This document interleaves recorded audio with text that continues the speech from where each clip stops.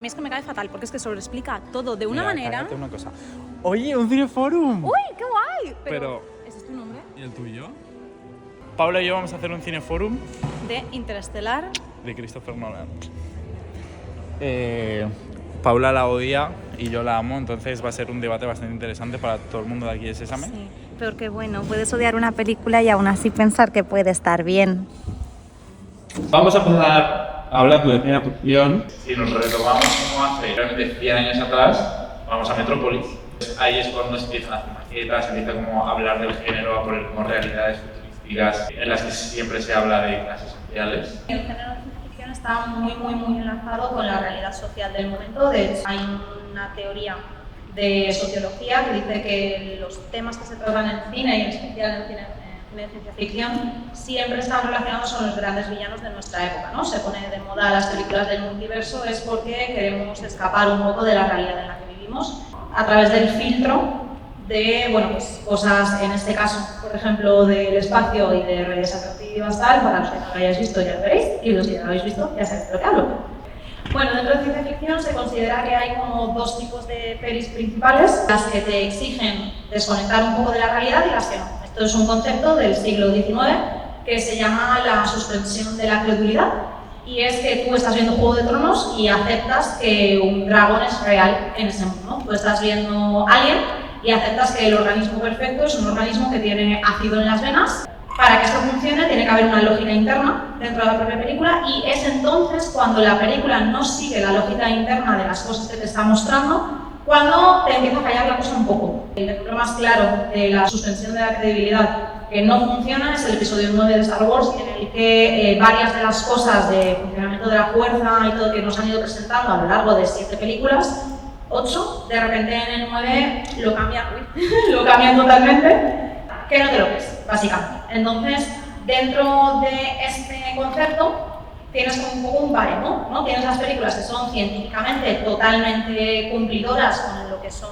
las leyes de la física y de la ciencia de nuestro mundo, y luego tienes las pelis, pues eso, que te exigen, ¿no? Un poquito créete más lo que te estoy contando. En esa parte del espectro entrarían películas tipo pues, Star Wars, Alien, incluso Blade Runner en algunos momentos también tiene como esa parte, porque estaba muy adelantada a su época. Y en la parte más realista entraría la peli que os ponemos el trailer ahora, y yo, para mí, Interestelar está en un punto medio, está en un punto en el que ha investigado muy bien las cosas de las que quiere hablar, pero también se atreve a moverlas lo justo y necesario para contar la historia que quiere contar de una forma que puede ser verosímil. Entonces, encaja como en un punto medio de este concepto, que es bastante bueno. Y ahí, Javi, os cuento un poquitín más de... ¿Habéis visto por qué Paula es tan guay? El trailer que os voy a poner ahora es de una película que se llama 2001, Una odisea en el espacio.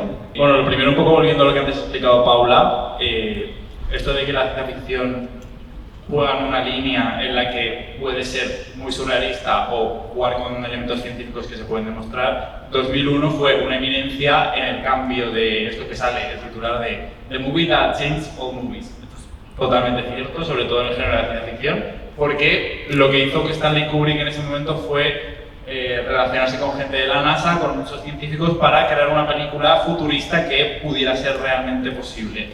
Entonces, por eso esta película, cuando la vemos, no nos parece vieja. Por ejemplo, si vemos Blade Runner, dices, ¡guau, qué vieja esta idea de estos robots que pueden hacer tal! O sea, cosas que ahora para nosotros hemos superado. Estados Unidos empezaron a hacerse películas sobre el espacio a partir de esta, Rock Contact, Star Wars, Blade Runner, pero Contact es como una eminencia otra vez de que se puede coger a gente científica para dar como un paso más. Para mí, un poco subjetivo, pero está 2001, está Contact y luego está Interstellar.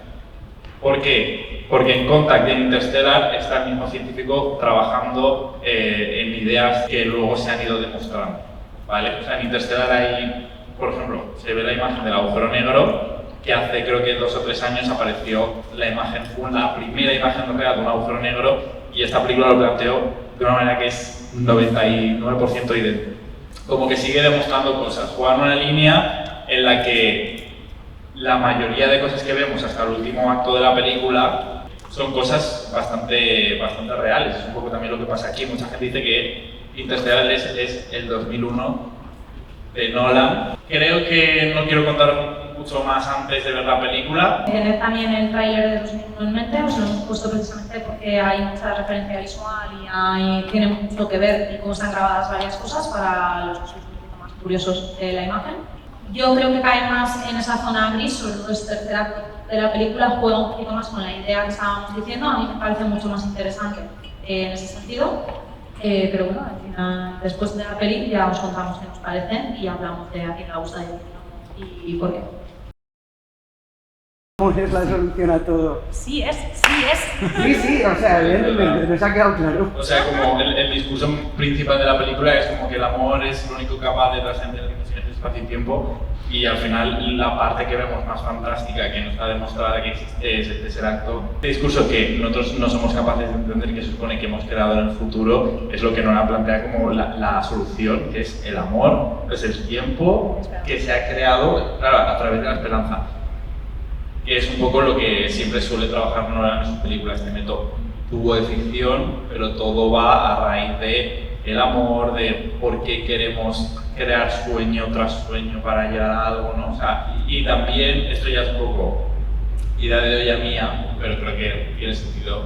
Cuando llegan al tercer acto a la librería 3D, 5D, 4D, me gusta mucho pensar que es una librería la forma que tienen de comunicarse con el pasado, porque dicen en la película que lo único que puedes hacer es dilatar el tiempo o contraerlo, o sea que el tiempo siempre va hacia adelante, solo puedes viajar hacia el futuro, no hacia el pasado, y la única forma que tienen de viajar hacia el pasado es con libros, o sea, contando historias. Entonces digo, joder, o sea, qué bueno, porque lo que está haciendo él es contar una historia, o sea, haciendo una película de una historia, y tú cuando te lees un libro de hace 100 años, 50, estás conectando con esa historia y la estás entendiendo y tienes el mensaje tal cual como te lo marcaron en toda la historia cuando se escribió, y digo, qué romántico es esto. Este guión no lo escribió Christopher Nolan, o sea, de partida este guión estaba más o menos escrito, porque esta película se empezó a pensar allá por el 2006, ¿vale? Y estaba pensado que la cogiera Steven Spielberg. Entonces empezó como a hacer guiones, escribir cosas con el guionista que os he contado antes, que estuvo en la película de Contact. Vale, o sea, basándose más en cosas científicas, querían contar esto, querían hacer una super producción, 165 millones de dólares en hacer una película del espacio abismal. Estaba Steven Spielberg al mando, y después del estreno de Truco Final, estaba Chris Nolan, su hermano de guionista, empezó como a ser famoso y lo metieron en la producción de Interestelar. Entonces se pusieron a trabajar mano a mano, pero Steven Spielberg empezó a hacer un montón de películas, 3 películas en 2 años, o sea, se volvió loco este hombre, nos encanta. Dijo, bueno, mi hermano lo podría hacer, entonces ¿qué pasa? Que cuando Christopher Nolan cogió el guión, le metió muchísima caña de amor y de tal, porque vio el guión y era como, sí, esto es muy guay, pero lo que queremos es que la gente conecte, o sea, es un poco la gracia del cine. No sabemos un poco lo que había antes, ¿no? Cuando estaba Steven Spielberg, que también es una persona con mucho cariño, pero yo creo que la última parte es algo que ha metido Nolan en plan a saco, y toda la parte conexión de padre, hijo, o sea, eso es 100% suyo. De hecho, él en alguna peli en general ha comentado, ¿no? A Nolan se le critica mucho porque siempre las esposas están muertas y siempre pues tiene el proyecto este de la mujer en la nevera, ¿no? Que aquí ha pasado, la esposa de Cooper se la ve ni se la espera. Pero él ha comentado muchas veces que eso es porque su mayor miedo es perder a su familia. Entonces siempre quiere poner eso de que tú te pongas en la piel de una persona de hasta qué límites llegas cuando has perdido a alguien en tu familia y qué harías para no perder a nadie más. Entonces, no es una excusa para mí, personalmente, porque yo el trope este de la mujer en la nevera no lo termino de entender, pero se puede comprender el por qué tirar de ahí, que al final todo es desde un sitio como muy del corazón, ¿no? Como de querer empatizar. Estoy de acuerdo. Hay el tema de que Nolan y sus guiones por las mujeres es algo, creo que es una tarea que tiene bastante pendiente. Volviendo a eso, ¿no? O sea, el tema de no perder a la familia, no darte por vencido, el tema de la peli es que les han engañado y podrían haber dicho mandar toda la mierda, pero hay muchísimos momentos, sobre todo hay 2 personajes súper importantes, como es el protagonista y la hija, que son los únicos que no pierden la esperanza en ningún momento. O sea, tienen 1000 trabas para darlo todo por vencido y son los que más están luchando prácticamente. Y esto, hay un leitmotiv en la película, que es el poema de Dylan Thomas, que es No entres dócilmente en esa noche.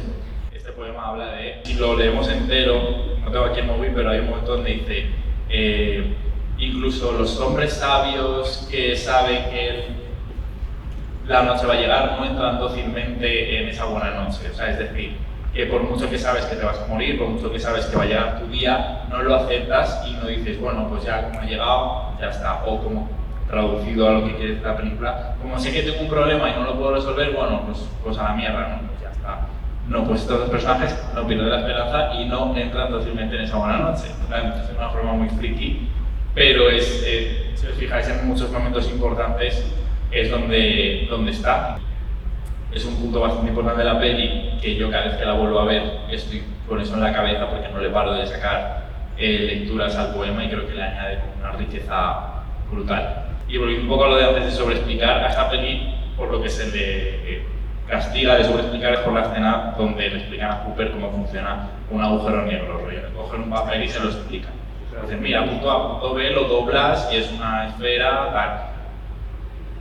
Yo lo entiendo. O sea, yo entiendo que una persona que trabaja en la NASA no le puedes explicar lo que es un agujero negro así. Tuviera años. Claro, esto es un debate que tuvimos Paula y yo. Y ahora Paula. A ver, he ajustado mi opinión. Sigo pensando que, a ver, está claro que él es un piloto, ingeniero, no necesariamente igual, es un súper científico, ¿no? De hecho, en la propia peli lo dicen, yo los conozco por las ilustraciones, tal, entonces me he quedado con esa idea. Pero a mí sí que me parece que es como decir a lo mejor que, yo que sé, tú y yo que hacemos tema de cámara, ¿no? Pues claro, y a lo mejor el funcionamiento del microchip de la cámara no me lo sé, pero sé cómo funciona la cámara. Entonces me da un poco, sí que me da la sensación que es un poco como dejar a Cooper de un poco tonto, pero no me parece de lo que la impresión que me dio en su día que era de dejar al espectador de tonto. ¿Sabes? Como que a mí la impresión que me dio era, Nolan me está tratando de tonta ahora mismo y me lo está explicando a mí en lugar del personaje como si yo tuviera, o sea, tío, yo ya sé lo que es un agujero, o sea, sé que un 2D no es lo mismo que un 3D. Pero claro, me parece que en la peli está bien metido y, por ejemplo, una cosa que me ha gustado muchísimo y no me había fijado, en plan de hoy, es sobre todo las conversaciones del principio, cuando Cooper va a la escuela y en 3 frases de los profesores ya sabes todo lo que está pasando en la Tierra sin que haya una sobreexplicación, pese a que después sí que te insisten 50 millones de veces en lo del aire y que el aire está fatal. Pues, sí, es verdad, está muy mal la cosa. Pero me ha gustado mucho esa conversación que yo también la he recordado un poquito sobreexplicativa. El momento que mencionan, por ejemplo, lo de que han corregido los libros de texto con lo que pasó con el Apolo y tal, que hay también el guiñito a todo lo de 2001 y todas las estas con lo de Kubrick, esto me ha gustado. Pero sí, eso, la verdad es que me veo sorprendida y como completamente sorprendida de tener que corregir mi opinión a la peli, porque muy guay el rollo ese, ¿no? Como de las sobreexplicaciones que yo pensaba que estaban, no lo están dando. Pero igual que a lo mejor hay también infraexplicaciones, porque yo entiendo que haya gente que no entienda qué implica un agujero negro, o qué implica estar cerca de un agujero negro, o ir cerca de la velocidad. Pero claro, yo creo que esas cosas... Es que es complejo. Yo como ser humano en la peli han dicho literalmente es una esfera, o sea, era una cosa que textualmente claro, lo que han dicho yo he dicho no es posible, eso existe en el universo, o sea, viéndolo ahora, que sí, que porque cada vez que me explican a mí que me gusta mucho pero no lo entiendo cómo funciona, cuarta dimensión, el tiempo y siempre me hacen como la cosa está aquí baja y no sé qué y las gravedades, no las entiendo. A mí me ha servido mucho el he dicho, claro, pero luego han dicho, claro, es una esfera. Es que no sé si he dicho, es una esfera vacía, es una esfera hueca, una esfera hacia afuera, ¿sabes? Claro. Es un círculo tridimensional, lo que has explicado. Círculo tridimensional es una esfera. Sí, pero luego, claro, o sea, es que es una esfera, yo me imagino como una esfera. No considero que pueda cruzar una esfera porque no tiene materia. Y aquí dicen, es una esfera, no sé qué. No, o sea, la cosa es que es una esfera, lo que pasa es que por el efecto de la gravedad hace como un espejo, entonces tú ves lo que hay arriba y abajo. Entonces tú lo ves como una esfera, pero no es una esfera, es como un círculo, entonces, realmente. Claro que es como uno se lo imagina cuando lo ven y dices un agujero, que te imaginas un agujero y como mucho un agujero alargado, que dices, pues tú eso puedes poner, ¿no? O sea, quiero decir, es evidente que pues un piloto tendrá que saber que pues no es así, pero usando el mismo símil que usabas tú del microchip es como, bueno, aunque yo me haya leído la teoría del microchip y haya visto dibujitos del microchip, si no abro una cámara y no veo el microchip, igual no sé qué es, pues esférico, bueno, no sé, ¿sabes? Entonces creo que es viable la explicación también para él. Sí, yo hoy lo comparto. Sí, o sea, a mí no me parece que sobreexplique más que nada, porque, o sea, yo por ejemplo, la peli la he visto millones de veces y me sigue sirviendo muchísimo como que en ciertos momentos me diga, mira, esto funciona así, entonces justo a los 10 segundos después empieza la acción y yo sin esa explicación no llego a entenderlo porque habla de tanta barbaridad de temas que es imposible que te acuerdes y que creo que ayuda muchísimo al desarrollo en sí de la película y al nuestro emocional para poder conectar con lo que está pasando. Y luego detallitos más técnicos de la película que cuando la vuelves a ver sabiendo esto mola que flipas es el Endurance, que es la nave esta que tiene como un montón de bloques circulares, tiene forma de reloj. Entonces, como hablando un poco más otra vez del tiempo, y los he contado y tiene 12 bloques, o sea, 12 en cada hora. Es muy fuerte. O sea, a mí esas cosas me vuelven la cabeza. Luego, cuando van al planeta de Miller, que es donde dicen que una hora son 7 años, cada de la banda sonora es un día. Entonces, como pam, pam, pam, pam, pam, que son 1,3 segundos. O sea, Hans Zimmer cuando hizo la banda sonora pensaba en todas estas cosas y luego también hay como muchos pum, pum, pum, pum, la banda sonora iban a 60 por minutos a 1 segundo. Entonces te está todo el rato metiendo con la idea, sugestionándote sin darte cuenta la idea del tiempo de que todo pasa y de que es que la Tierra está avanzando muy rápido, entonces perdemos aquí muchísimo tiempo, entonces como todo el rato la banda sonora, pum, pum, pum, pum, o sea, es increíble. Con lo romántica que es la película y todas las posibilidades de espacio y tal, como que de repente se reduce mucho el que la silueta, por ejemplo, esa sea él. Me parece bonito, entiendo la intención, pero igual me habría gustado que lo hubieran dejado un poco más abierto, que no hubiera salido esa escena como dando la duda, ¿no? Un poco de, ¿realmente hay algo más? Como... Exactamente eso que le había gustado a Paula que pasase, es lo que pasa en 2001. O sea, en 2001 tienes un bloque que se parece mucho a los robots, a TARS, es idéntico. O sea, son que se mueven. Les amo, sí. los robots me han encantado. O sea, Sí. yo no lo recordaba. Yo de hecho tengo una anécdota muy guay con mi mejor amiga con eso, es que yo una vez en el SMP iba con muletas y ella en el instituto siempre me decía, pareces TARS, y me hizo un sticker. Que sí que en 2001 existe este bloque de hormigón, que de hecho hay una referencia a Barbie también, empieza la película de Barbie con ella, con Margot Robbie supuesta. Bueno, lo habéis visto en el tráiler de antes, que pasa él en el espacio, está así volando y hay como dos zonas que se van moviendo de color rojo y azul de colores. En Interstellar hay varios momentos que son referencia a eso, sobre todo al final, como que llegas a una dimensión que no sabes lo que es cuando toca la mano con Anne Hathaway, que aquí es, sí, yo también estoy de acuerdo porque lo ha relacionado con algo que igual no hacía falta, se podía haber dejado en el aire de otros seres que no sabemos, porque al principio de la película, ¿quiénes son ellos? ¿Quiénes son ellos? Y que te lo resuelvan, a mí es como digo, me gustaría abrir un poco más la fantasía, pero voy a aprovechar este tema para cerrar un poco los otros, y es que hay que acordarse de que esta película ha costado 165 millones de euros. Y los productores cuando dan todo ese dinero lo quieren ver de vuelta, entonces hay que explicar cosas, la gente no se puede quedar con esa gente no he entendido. Al final, Stanley Kubrick cuando hizo las otras películas, sí que es verdad que seguía en la industria de Hollywood, pero estaba posicionado de una manera que ese proyecto ya era suyo. Este proyecto Nolan lo ha cogido porque se lo han medio ofrecido, dado. Christopher Nolan, estoy, no sé si muy seguro, pero creo que si ahora mismo cogiera esta película, o se la subvencionará él igual que va a hacer Francis Ford Coppola con Megalopolis, que creo que se ha fumado todo lo que ha podido para hacer la película. Christopher Nolan, si lo hiciera ahora o dentro de unos años, creo que se habría tomado más licencias de no dejar tan claro ciertas cosas o no hacerlo.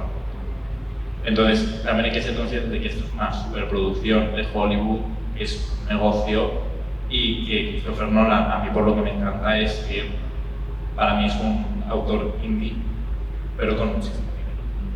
No es lo mismo Nolan, por ejemplo, a mí la peli que me reconcilió un poco con él fue Oppenheimer, me gustó muchísimo. No es lo mismo el poder que tiene Nolan ahora que el que tenía en este momento. Entonces entiendo perfectamente eso, como las presiones de producción y tal, así como en Oppenheimer, que obviamente no tiene nada que ver en el sentido de esa ciencia ficción, pero ostras, a mí me parece muy valiente por parte de hacer una peli de juicios con la mitad de la peli en blanco y negro. Hoy en día, una peli de 3 horas de señores hablando. Ya.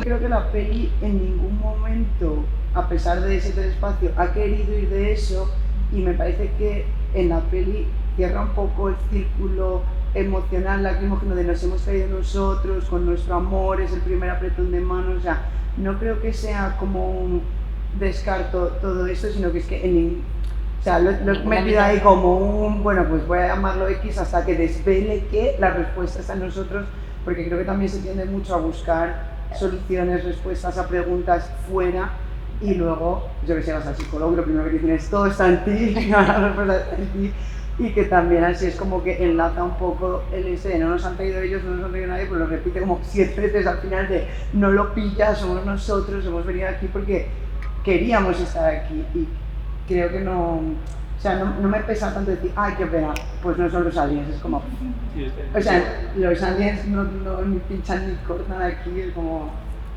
y me parece bien incluso que se resuelva lo de la mano, porque si no es como un cabo suelto más de habrá aliens, no habrá aliens, y es innecesario abrir ese melón en esta película, que, por ejemplo, que comentabais antes algo de Barbie, a mí me gustó mucho Barbie, pero al final hay una especie de reflexión sobre la inteligencia artificial casi, que para mí era como, o sea, está muy bien, pero es como ya estamos reflexionando sobre el papel de la mujer, del hombre, del machismo, del feminismo, y ahora además voy a abrir así al final en plan gotita, o sea, o lo abres o no lo abres, pero como que meterle más chicha al final se te queda un poco